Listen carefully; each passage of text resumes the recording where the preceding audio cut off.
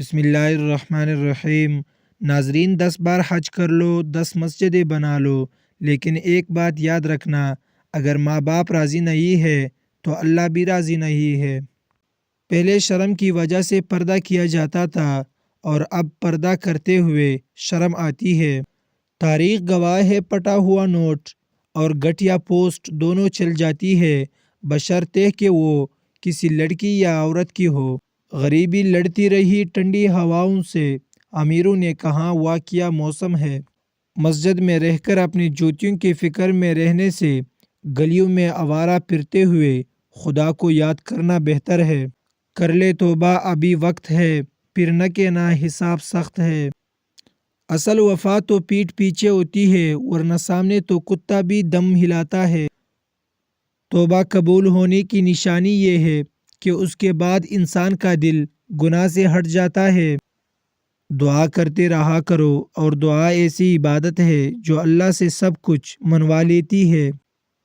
بیکار ہے عورت کی وہ ساری پڑھائی جو اسے پردہ کا پابند نہ بنا سکے۔ جہاں محبت سچی ہو وہاں وضو کا پانی ٹھنڈا نہیں لگتا۔ آج دنیا کی حالت یہ ہے کہ غریب کے پلیٹ سے زیادہ امیر کے شیمپو میں غذائیت اور وٹامن ہے۔ تجھے تیری اوقات کا اس دن پتہ چلے گا اے انسان، جب لوگ تجھ پہ مٹی ڈال کر ہاتھ بھی تجھ پہ جاڑیں گے۔ ہاتھوں کی لکیروں پہ نہیں، بلکہ ہاتھ بنانے والے رب پہ یقین ہونا چاہیے۔ لوگ آپ کے اندر آپ کا دکھ تلاش نہیں کرتے، بلکہ انہیں اس تماشے کی کھوج ہوتی ہے جو آپ کے ساتھ ہوتا ہے۔ مہمان جب آتا ہے تو اپنا رزق لے کر آتا ہے، اور جب جاتا ہے تو میزبان کے گناہ مٹا کر جاتا ہے۔ انسان اچھے لوگ ڈھونڈنے کی کوشش کرتا ہے، مگر خود اچھا بننے کی کوشش نہیں کرتا۔ اگر اپنا گھر اپنے سکون کا باعث نہ بنے تو سمجھ لینا کہ توبہ کا وقت آ گیا ہے۔ گنہگار کی عاجزی عبادت گزار کے غرور سے بہتر ہے۔ واحد اللہ کی محبت ہے جو ہر مطلب سے پاک ہے۔ اللہ کے خزانوں سے رزق حاصل کرنے کی سب سے پہلی چابی نماز ہے۔ توبہ بہت آسان ہے، مگر اس کی توفیق ملنا بہت مشکل ہے۔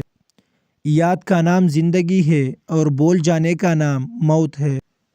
ناکامی سوتیلی ہوتی ہے اور کامیابی کے 100 رشتہ دار نکل آتے ہیں۔ لوگ کبھی بھی آپ کی قیمت نہیں سمجھ سکتے جن کے لیے آپ ہمیشہ دستیاب رہتے ہیں۔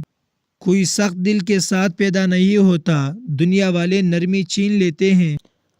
پیسہ کہتا ہے مجھے حاصل کرو، سب بلا دو۔ وقت کہتا ہے میرے پیچھے چلو، باقی سب کو چھوڑ دو۔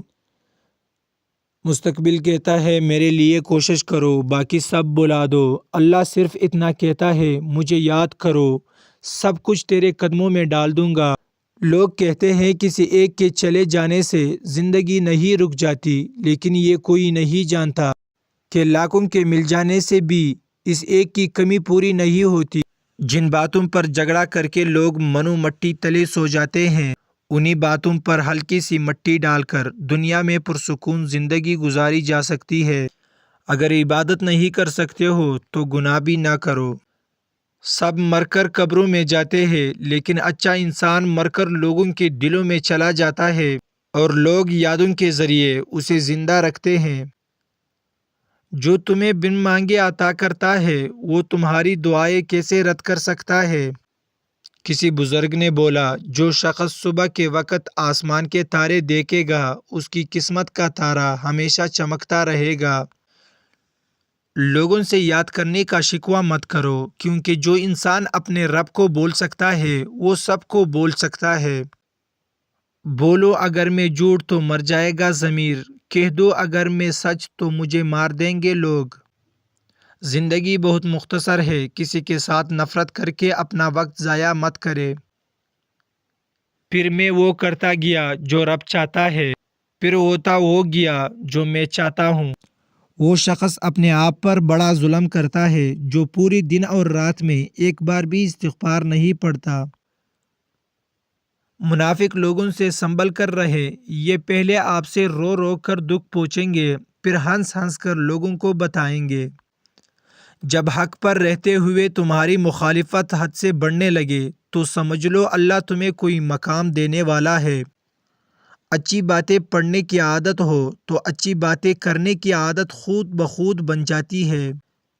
جسم کو مت سنوارو بلکہ روح کو سنوارو، کیونکہ جسم کو مٹی میں مل جانا ہے اور روح کو اللہ کے پاس جانا ہے۔ وہ 5 چیزیں جو آپ کو چھوڑ دینی چاہیے: 1 ہر ایک کو راضی رکھنا، 2 تبدیلی سے گھبرانا، 3 ہر وقت ماضی میں رہنا، 4 بہت سوچتے رہنا، 5 اپنے آپ کو دوسروں سے کم تر سمجھنا۔ سلطان محمود غزنوی نے اپنے غلام ایاز کو ایک انگوٹھی دی اور کہا کہ اس پر ایک ایسا جملہ لکھو کہ میں اگر خوشی میں دیکھوں تو غمگین ہو جاؤں اور اگر غم میں دیکھوں تو خوش ہو جاؤں۔ غلام ایاز نے لکھا کہ یہ وقت بھی گزر جائے گا۔